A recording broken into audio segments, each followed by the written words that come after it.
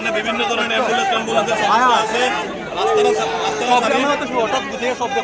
দর্শনের বিরুদ্ধে, পদ্মবিলের নাবালিকা বন দর্শনের বিরুদ্ধে,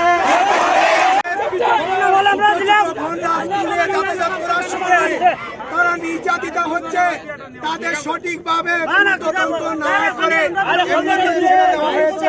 আমি বলতে চাই মাননীয় আধিকারিক মহোদয়কে, আজকে যেটা ঘটনা ঘটেছে অত্যন্ত নিন্দনীয়। পানিসাগরে বিগত পরশুদিন যে ঘটনা ঘটেছিল আমরা শুনতে পেরেছি, দুইজন যুবক এই নাবালিকাকে রাস্তা থেকে তুলে নিয়ে এসে রাস্তায় দর্শন করলো।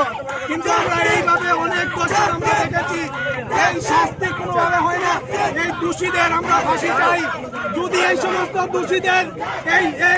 দোষীদের যদি ফাঁসি হতো, 2-4টা ফাঁসি হলে তাহলে কিন্তু এই সমস্ত দোষীরা হুঁশিয়ার থাকতেন আমাদের মা বোনদের ইজ্জত করতে।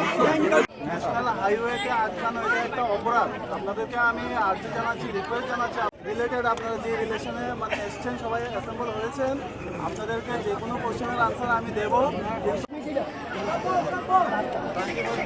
সবার আগে আমার আর্জি, আপনারা যে কোনো